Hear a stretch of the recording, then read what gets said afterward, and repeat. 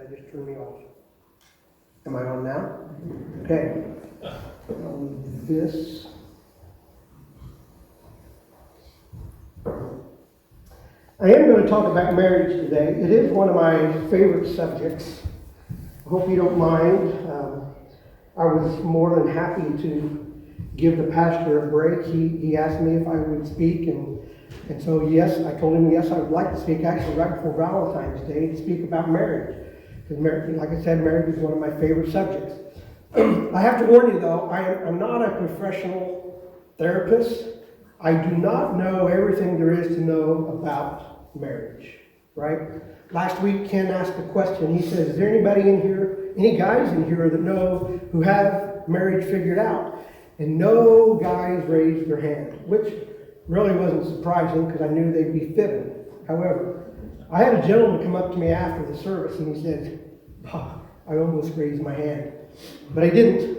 And and he goes, yes, I think I do have it figured out. Because if I just agree with everything she says, everything is fine. I'm not going to mention that guy's name. His name shall remain Quincy. I mean, nameless. Nameless. His name That's not what I said. I said, the more I agree with her, the more we have in common. Okay, that makes it better. Now, in keeping with the spirit of today, because when I talk about these things, I like watching the elbows and the pointing fingers, and I'm going to throw challenge flags or replays, because sometimes I like to see a guy get ribbed a couple times, or I'll call a penalty and you'll have to back up the back pew. All right, so those are my flags. Before I get into marriage itself, I want to tell you a little bit about my wife and I's marriage. We have been coming here now to Westfield for just shy of 2 years. I think this summer will be 2 years. And I'm safe to tell you that, to speak for her on this, that we really have enjoyed it. And we love you all, and you all have all made us feel welcome. And we're so happy that we've kind of found a family. And that is important. And a group of believers who are willing to work and come alongside each other and help each other and lift each other up and pray. And pray and pray. And that is so, it's so nice, all right? However, after my State of the Marriage address, my wife will post a rebuttal on Facebook that you can go to fact check me later on, because she will be fact checking me, all right? My wife and I started out in the perfect marriage. We had lots of money, we had lots of education, we had lots of things. We all knew exactly where we were going in our lives and what we wanted out of life. We knew all those things, so it was easy for us. That's a big fat lie. We had nothing. We had no direction. We were silly. And to tell you how silly we were, and this is a little, just kind of give you, not to praise or exonerate anything that we've been through, but when my wife and I got married, she was a month from turning 18. I was 1 month away from turning 20. I was working in a grocery store. She got to graduate early because she had enough credits in high school. And she was expecting our first child. So, no education, not a good job, no direction, silly, and a kid on the way. In Vegas that day, if you would have looked it up, they were taking odds on this marriage. This is never going to work. And people were placing bets. Because let's face it, in life, in our world today, how many of those marriages would have worked out? Not a whole lot. Not a whole lot. So to add insult to injury, I knew how to get out of the grocery store. So the only thing I knew to do was I went and joined the Navy. Because that's a way to help a marriage, is to go join the service. It's gone all the time, right? So my first 4 years in the Navy, I was on a ship which they considered arduous duty, meaning harder than normal duty. And so I was gone almost 2.5 years of that first 4 years total. Not 2.5 straight, but a total of 2.5 years. Did that help our marriage? Actually, maybe it did, because we didn't spend a whole lot of time together. But maybe it didn't. It didn't help at all. So I ended up, I actually have 11 years active duty and then another 11 and so change in the reserves and actually retired out of the Navy. Then during that time I was in the reserves, I worked for the Department of Corrections where I was an alcohol and drug counselor and spent 20 years doing that. And now we're retired and we chase grandkids and we go on vacations and I hunt and fish a lot. And some of you guys probably are envious of my life now, but nanny poo poo, it's really nothing. But we're a month away from being 39 years married now. Is that because we figured it out? No, it's not. We're still a work in progress. Matter of fact, my Creator is still molding and shaping me and chiseling away, and I've still got a lot of clay that needs to be removed, and she has a few spots that I will not mention that need to be chipped away at. But anyway, that's kind of us in a nutshell. And, we live down in Martinsville, and we do a lot of volunteer stuff, and I substitute teach in a couple high schools and grade school and farm in the fall, and she works hard too. So that's kind of us in a nutshell. So a disclaimer before I get started, there's always going to be exceptions to the rules when we're talking about men and women. Is that fair? And based on our nature and nurture and our experiences and our life things happen and where we're at in our life, there's always going to be exceptions to the rules. So when I say things that men are like this, women are like that, don't boo me or run me out of the church on a rail. There's always going to be exceptions to the rules. However, while I was in the Navy, I was an engineer, and I went to school to learn how to work and fix things like diesel engines and air conditioning, refrigeration, and pumps, and all kinds of different mechanical things. But one of the first things at every school I went to is they said, before we teach you how to fix it, we need to teach you how it works. That makes sense? I need to know how it works before I start tearing this apart and trying to fix it. Because if I don't know, I'm probably not going to have a clue. And I thought about that, and I wondered, why isn't our marriages like that? Why don't we take that same kind of mindset into our relationship? Shouldn't I figure out how she works, or shouldn't I figure out how he works before we come together to try to make this union? Okay? Unfortunately, marriage is still one of those things you can do without a license or training or any kind of, you can just walk in and pay your money and say, I do, he does, I'm sure he does, he will, he better, or whatever the case may be, and boom, and now you're expected to go do that. But I wanted to share with you, do men and women's brain work the same way? Good for you. You guys already know. They're on the ball. No, they do not. Do men's brains look the same? Sure. Right? If I had two brains in my hands, right? That's kind of yucky. But if I had two brains here, would you be able to tell the difference between a man's brain and a woman's brain? Now be careful how you answer that, guys. No, you would not be able to, right? Even if I cut them in half and laid them out, you're not going to be able to tell the difference between the two. However, how they work is a totally different story, right?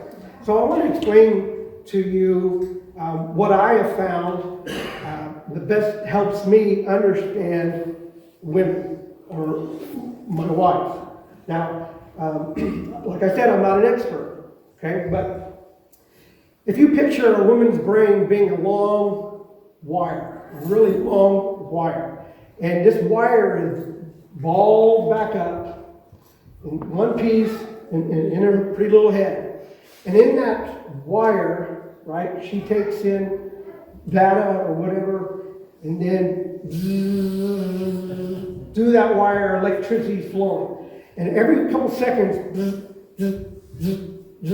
that brain fires and impulses, okay? At the end of the wire, at the very end of the wire, there's a filter, okay? That electricity has to pass through.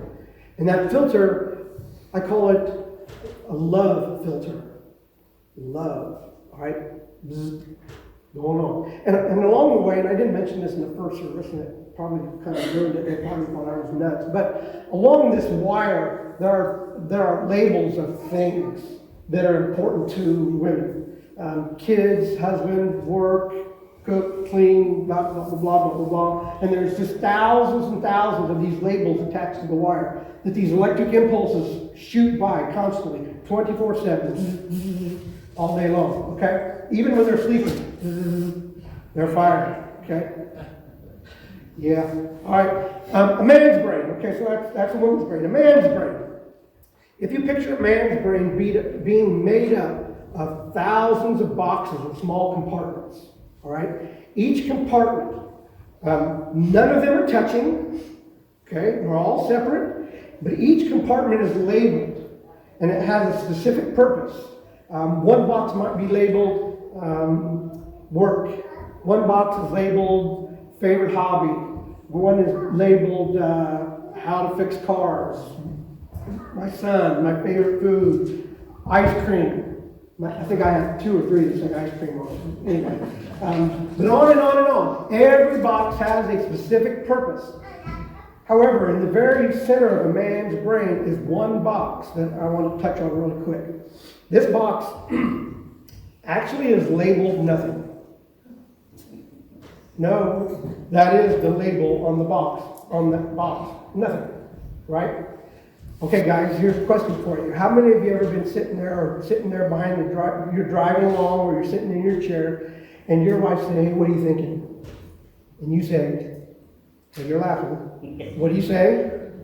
Nothing. And how does she respond? You can't be thinking about nothing. You're thinking about something. You must not love me because you won't share. Maybe not that drastic. But all right, now this is science. So it has to be science, if they call it science, right? It's science that men have the ability to take brain naps. They actually brain naps. They go to that nothing box and they hang out. And they just sit there. All actuality, we're thinking of a lot of different things really, really quick, but nothing that just comes to mind. So when my wife asked me that, I was like, I don't know. I'm just sitting here driving. Oh, you know, and then that's when the heated fellowship starts. You know what I'm talking about? Heated fellowship. Okay? All right. So that's how a man's brain works. All right? But so, remember women's brain, long wire, things attached to it. Man's brain, compartments. We move from box to box. None of them are touching. And we take a lot of naps. Okay? All right. So let me ask you this question now. And this might work to fly some of you depending. Why do you think men marry women? You can give me the biblical answer that, because we love each other. That's what God ordained, and He created marriage, and blah. And I think, yeah, probably not. But anyway, men marry women hoping you don't change. Ladies, we marry you hoping you don't change. Why do women marry men? Hoping that they do change. You know, they even play this out in movies nowadays. You can see a movie where a bride is getting ready for her wedding, and she's getting her veil on and getting ready to go, and all the bridesmaids and her mom and her sisters are there, they're all crying, hey, bloody day, blah, blah, blah. And she says, you know what, I know Bob is a little rough around the edges. He's got some things that I can't really stand, but you know what, when I make him mine, he is going to toe the line. And guess what happens? We don't toe the line, do we? Usually we don't toe the line. because men are very slow to change and women happen to be very quick to change. Because women mature much faster than men, right? And men are slow to change. And I don't understand that as we go into these relationships with those kind of expectations of each other. I heard a quote one time, and I'll share this with you. Do we have any dating couples in here? Dating couples? Okay, so I can say this without getting thrown out of here. All right. I read this quote, and at first I saw it, I kind of scoffed, but then after I got to reading it, thinking about it, I was like, wow, that's kind of a lot of truth to that. But he says that dating is two people lying to each other until they get married or they break up. Now think about that the rest of the day, and you'll understand there's probably a lot more truth to that than what you think, okay? Dating is two people lying to each other until they break up or get married, all right? Today I want to talk about a study that I came across many years ago. In this study, this is a longitudinal study, meaning it took place over many, many years. As a matter of fact, it went on for over 20 years. And the University of Washington, these students, they interviewed, they watched, they recorded, they taped, for over 20 years, they watched 2,000 couples on how they interacted, how they solved issues, how they communicated with each other, everything, right? And their data, some of the data that came out of that big study was kind of amazing, but yet not kind of amazing. Because they concluded, right? They concluded that a healthy, happy marriage between a man and a woman requires love and respect. Anybody find that kind of interesting? Do we read anything else that's been saying that for over 2,000 years? Mm-hmm. Absolutely we have. So what really made me mad is that my tax dollars went to this study and paid all these kids and all these families to study what they could have got for free if they were here today. Right? Love and respect. To have a healthy marriage, you have to have love and respect. Matter of fact, on the first slide, nevertheless, each individual among you also is to love his own wife as himself. And the wife must see to it that she respects her husband. You know, there are some, depending on which translation in the Bible that you use, it's a commandment that man commanded to love his wife, and a commandment for a woman to respect her husband. And I often wonder, why is it that God had to command us to do that? How come he just didn't create us to love our wives in that sense, or create women to respect their husbands automatically? I still don't know the answer to that, and I'm not going to try to get into that. But I know that it was important enough that from Genesis all the way through the New Testament, there are several instances and verses where it talks about that very thing, right? And maybe, I don't know, maybe it's not in our nature for guys to automatically love, or what we consider love is not love to our significant others. Could that be the case? And vice versa, is respect, what they think is respect, not necessarily respect to a man? What I always found interesting is, for men, is that no matter how old you are, or red, yellow, black, or white, that the one language that we speak and come together on is we all recognize disrespect immediately, don't we? We can hear it, okay? Whether it's a girl at the checkout, well, that's kind of disrespectful, right? Or wherever the case may be, or our spouse.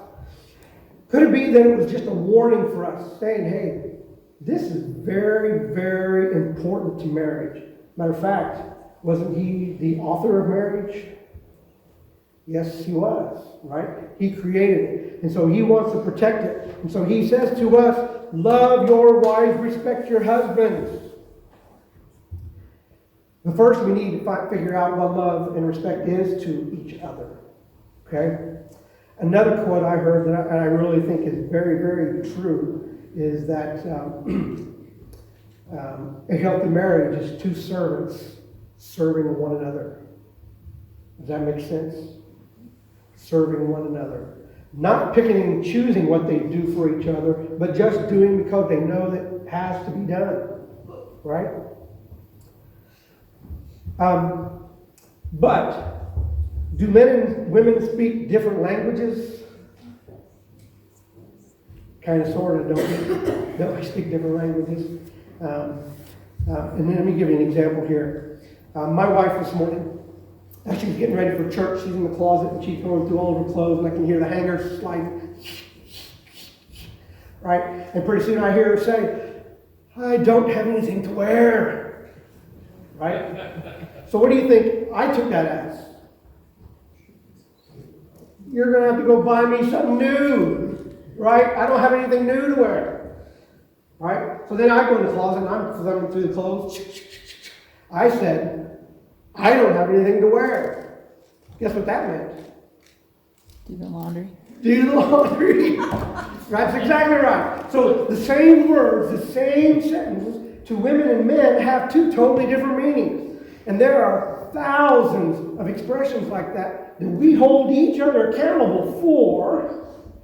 And we get all tiffied when we use those phrases and the other one missed the message. We're like, who are you? What are you? You must not love me. You didn't pay attention to what I was saying. You disrespected me because you didn't. And on and on and on it goes. You know what? If the Bible is correct, and I believe it to be true, right? Absolutely to be true. If love and respect are the two most important things in a marriage. Okay, so follow me on this. And maybe some of you have already seen this. If somehow, not even intentionally,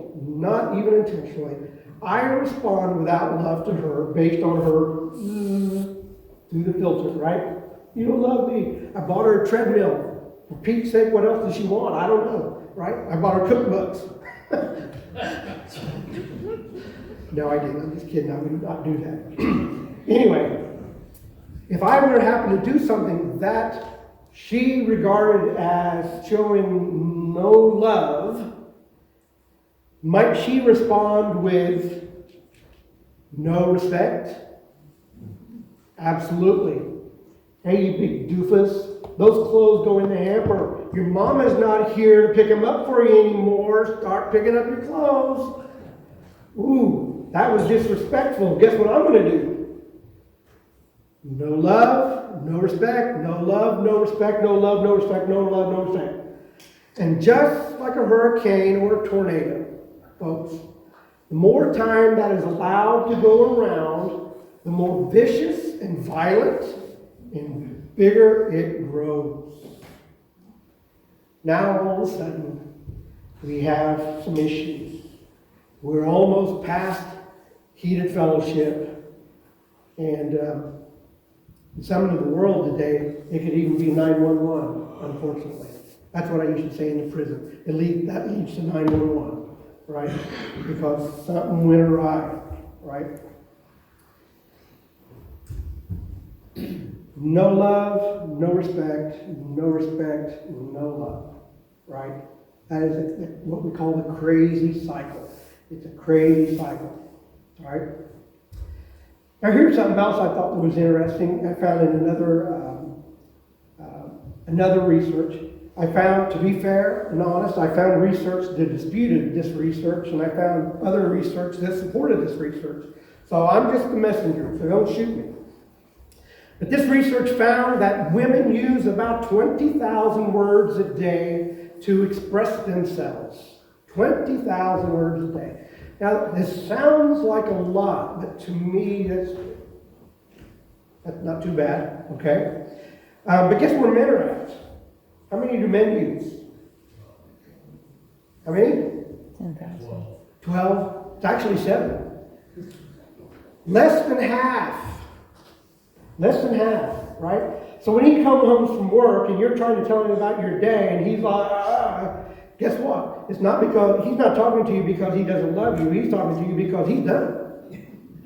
He's done. He needs a time out. He needs to go sit in his nothing box and sit in his recliner and gather his thoughts for a second.